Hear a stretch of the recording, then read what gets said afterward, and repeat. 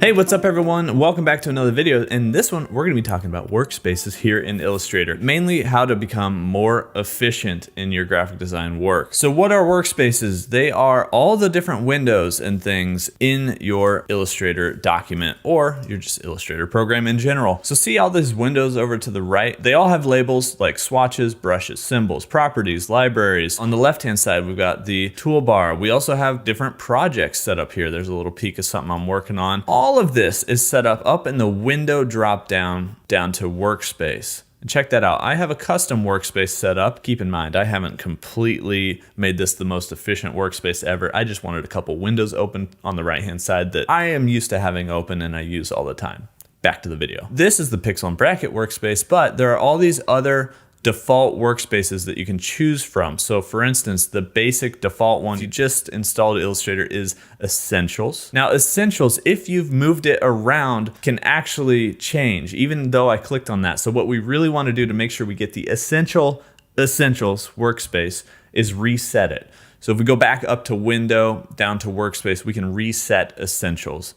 And that's going to reset everything. In case you've actually made some edits, you notice on the left-hand side there was a toolbar I had added. Well, we reset Essentials, so this is back to the actual default.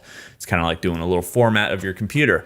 Now, if we go back up to Window, there are lots of different workspaces. Like I said, there's the Essentials Classic Workspace. Gives you that bar up at the top. You can choose any one of these that you find works best for you. Here's a typography workspace. It just switches some of these different windows over on the right-hand side. Now we have like the character panel and the paragraph panel, etc. I like to work with the tools and the dialog boxes that I use the most.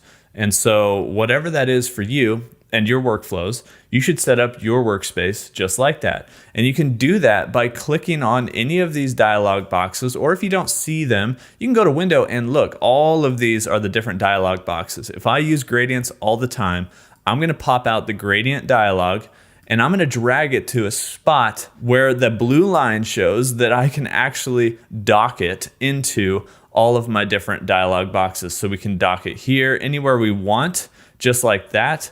There's going to be little arrows where we can sort of minimize that to just an icon to where I can click on it and pop it out, or I can maximize it to see it all the time. So you can move all of these different areas of your working document around and create the workspace that you want. And then once you have that, you can go back up to Window, down to Workspace, and hit New Workspace. And that's basically going to save. We're going to call this the tutorial. Wow, guys, I can't type. Tutorial workspace. Hit OK.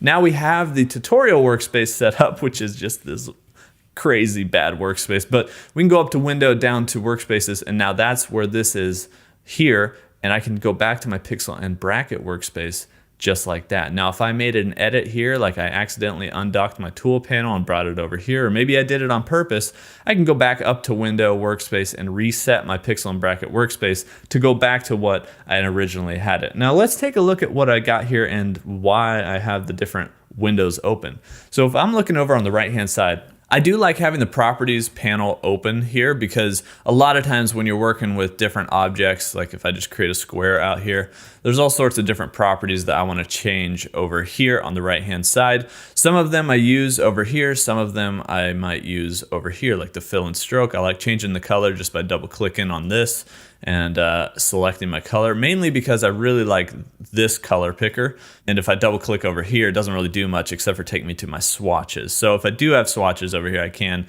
kind of put them in here. But guess what? I have the swatches panel open up top here because if I'm working with different swatches, I do want them to be super quickly accessible up there in the top. I don't want to go hunting for the swatches panel. Now underneath the swatches panel, of course, is that color panel. So I can do the same thing here by double clicking. Now there is some redundancy here, right? I can double click on this side, I can double click on that side. There's actually a good reason to have that.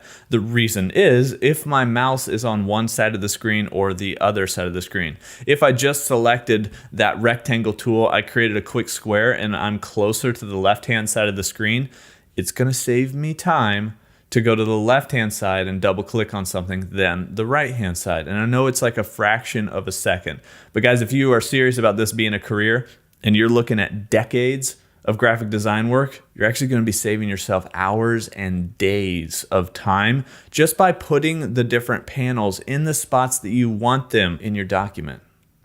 Days. You can do more design work, or you can go on a vacation. Days of time. All right, now back to this. Let's take a look. I like the transform panel a little bit, I think. I'm not really sure what that's doing here, to be honest, but definitely the alignment panel. That one is one that I wish popped open better over here. Sometimes it does, but if I have a group of objects, I'm pretty sure it does still. Okay, cool. Well, the alignment panel, maybe they finally fixed that. In the early days of this new properties panel, the alignment panel didn't always pop up when I wanted it to, so I just wanted to see it. And plus, I still have to click on this little ellipse here to actually get all the different alignment options that I want. So I'd rather just have the alignment panel popped open. And then of course I have layers, which I almost never use, but there are times that I use it. So I got the layers and I can dock those somewhere, and I probably would dock them generally at the bottom of my properties pane. I'm having some issues here, people. I'm looking for this little double-ended arrow right there. That was difficult, but we got it. And then I've got the properties and I got libraries. Sometimes I'll use libraries for different logos and colors, but this is kind of my quick little setup. It's nothing fancy. I haven't put a lot of time into this, but maybe I should, because I've probably lost out on days of time, you guys. I could have gone on a vacation. I could have done more design work. I could have done more tutorials. Looks like it's starting to get a little bit lighter outside, so let's end this video. It was way longer than I thought, but that is how you can move your different panels around and save your different workspaces. And by the way, just always go up to window. If something's missing, you can't find something, just go up to window and go down to that panel. Thanks for watching, everyone. By the way, if you want to download some free project files and other things, why did I say it like that? You can go to my website and sign up for the Pixel and Bracket Vault, or unlock the Pixel and Bracket Vault, become a free member, and I've got a bunch of project files in there from a lot of different tutorials that I've done, and I'm gonna keep putting in files. So the link for that is in the description. Thanks for watching, thanks for subscribing, thanks for liking. I'll see you guys in the next video. Bum, bum, bum, bum, bum, bum, bum. Recording. All right, guys, here we go. Here we go. Thanks for watching, thanks for subscribing. Thanks for subscribing. And I'm just gonna end this. See ya.